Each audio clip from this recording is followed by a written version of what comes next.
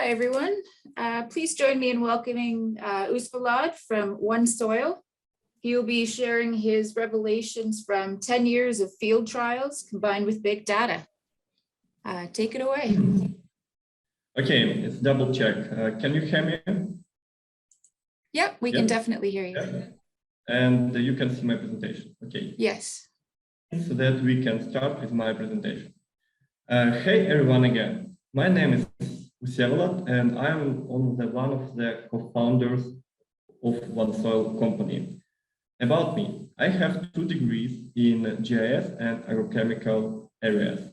And today I will speak about our company, and I will give you an example of how we introduce the VRA technology in one of the largest agriculture holdings in Ukraine.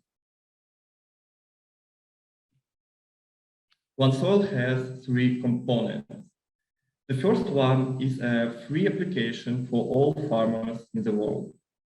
The second one, we use AI to build predictive models and create statistics on global agricultural businesses.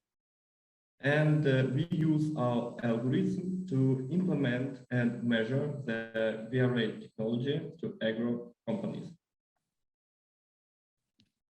What can farmers do in our platform for free? Farmers can manage fields and crop rotation.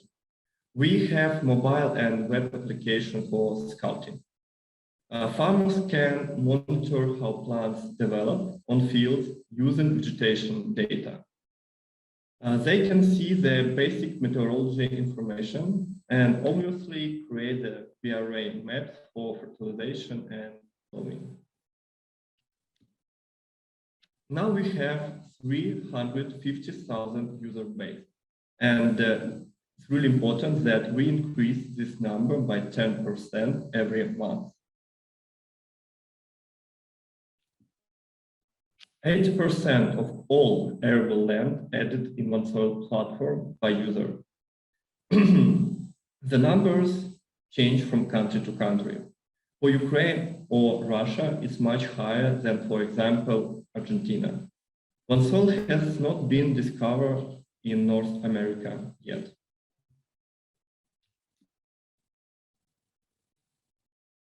We used satellite data to delineate field borders. At this moment, we found 141 million fields with a total area almost 1 billion hectares on global level. And we detect the crop on every field with a high accuracy. And it is provide business with valuable information for global scale. Now I will present the second part of my presentation to you. It is about our vision of implementing VRA technologies into agriculture companies.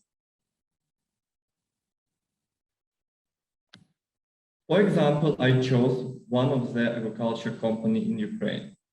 We started our project 3 years ago, and it is still in progress.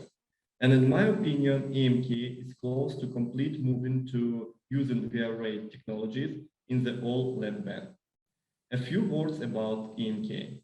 The land bank is more than 100,000 hectares. Fields are located in 2 natural areas. Soil are different as the first approximation is Chernozem and Luvy soil. For OneSoil company, it was a perfect opportunity to check how different VRA technologies work in different natural areas and soil types. A few statements here. The first one is that the vegetation data has a strong correlation with the yield data in a certain phenological stage. It doesn't work for all crops, though. For 10 years, we have gathered yield data from more than 2 million hectares and compared this data with vegetation. Now we understand which vegetation data we should use for building our productivity zones. In this slide, I would like to show you that productivity zone based on vegetation data have the same distribution as the zone based on yield data. In the slide, you can see the productivity zone based on the yield data, its left images, and the right image, you can see the productivity zone based on vegetation data.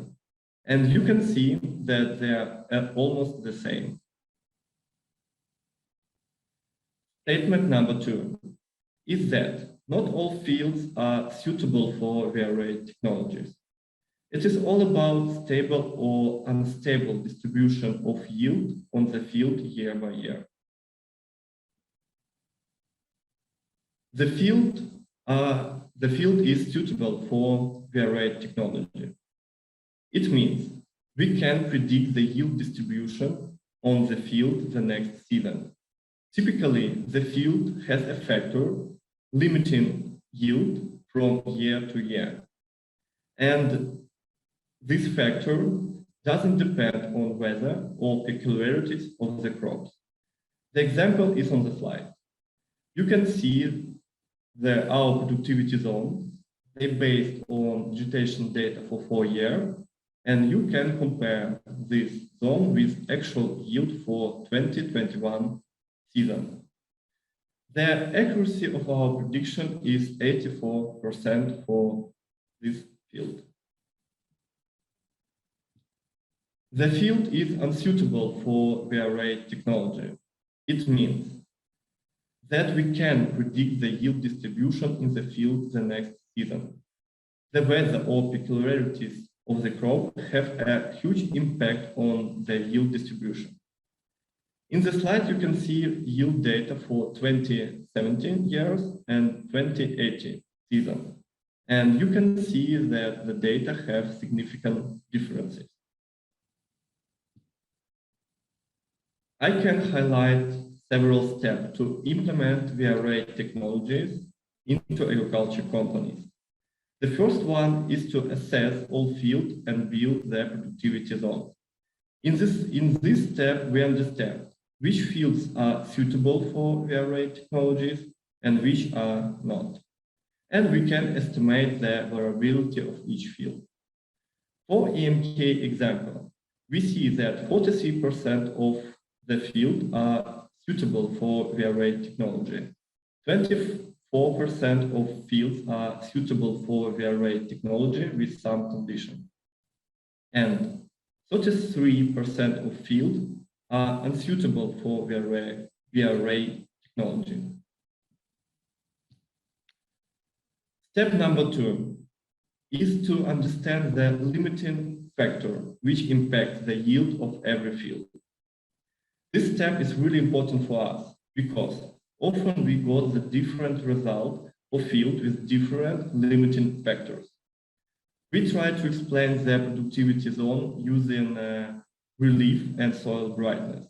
By combining these two indicators and productivity zones, we can make a conclusion about soil erosion in the field, over moisture areas, low acidity, and salinity.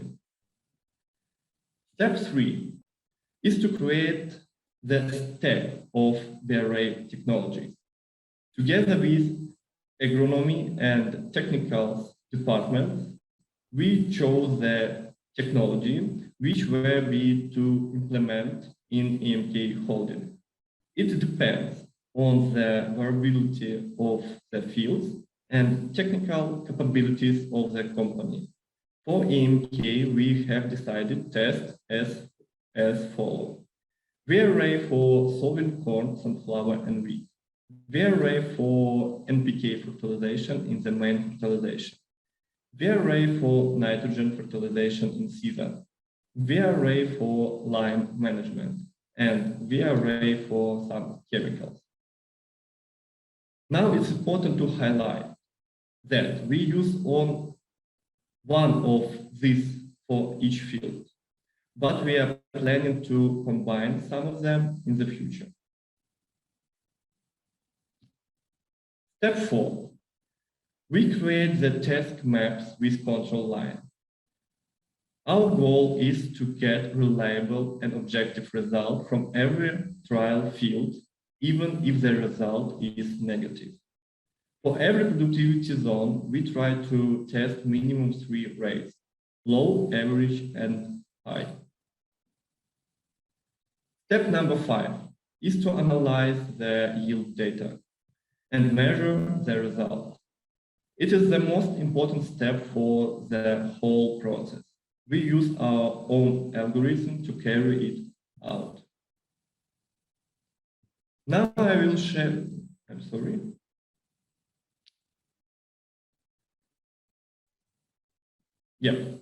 the right slide. Now I will talk about how we scale our project with EMK.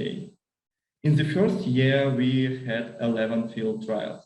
In the second year, we increased the number of our trials to 67 fields.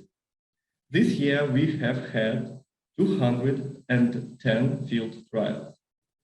And in the future, we plan to use VRA technologies for all suitable fields. Now I will share our key result. With you. About some of them you can read in our blog. I will start with corn. The first one is VRA technology for solving corn. We have tested this technology for 5 years. In the EMK project for 3 years. And our main conclusion is that not all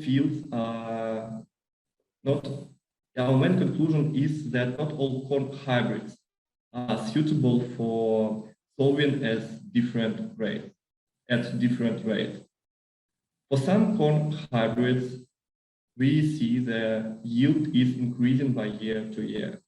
But for other corn hybrids, the changes of the yield are minor.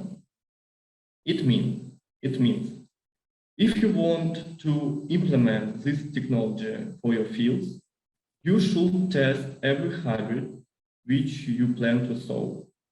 For example, in the slide, I collect information for several hybrids for several seasons.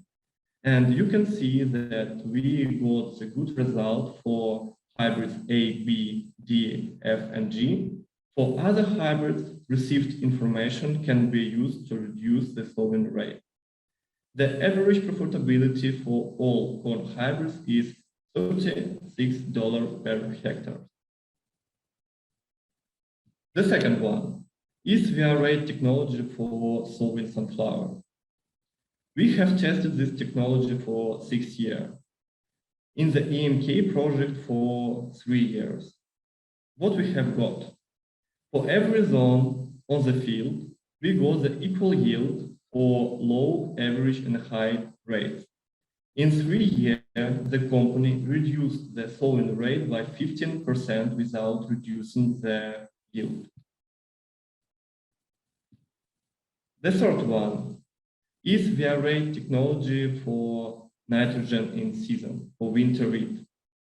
It is one of the most interesting topics for me, because I have been working with the technology of almost 10 years.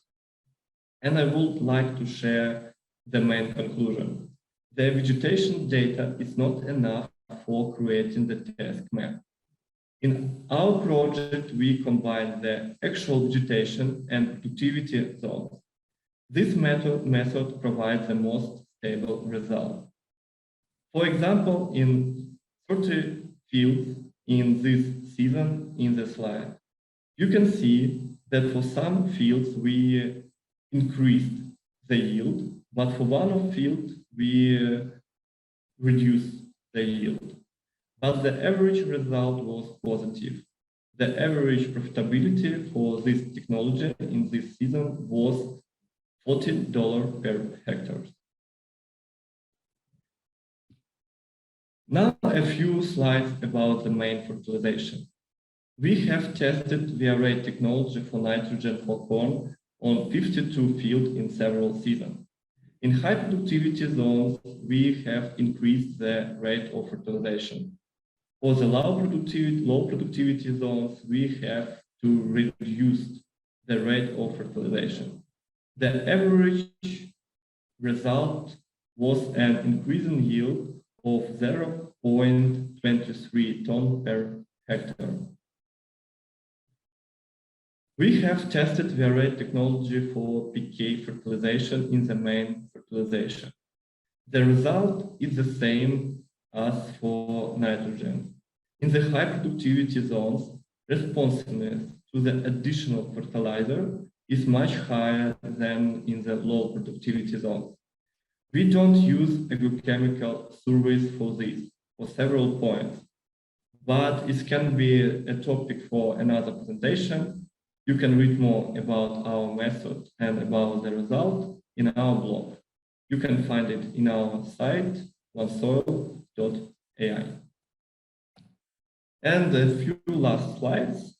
I want to finish my presentation with the following idea.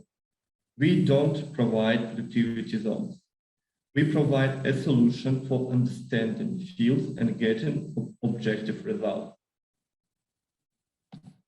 And the last slide, you can see my contact details, and I will be glad to answer your question if you have any now, or you can send it by email later.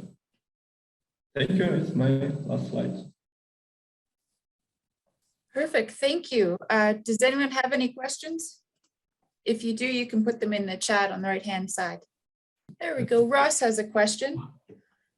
Yep, I see one. What was the size of your trials? Yep, I see it. If the size, in this year, we have had trials on 52,000 of hectares. In EMK project, our trials is around 65 hectares. It's just one field, one trial, one field.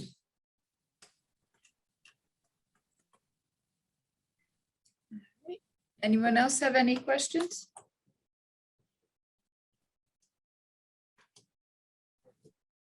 I've added the email address and website URL into the chat on the side if you want any additional information. You can always email Usevalad at any time and ask any questions. Will you be around for a little bit in case anyone wants to send you a private message?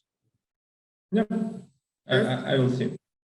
Okay, thank you again for inviting to this conference. I hope see you again. Goodbye. Okay, bye-bye. Thank you.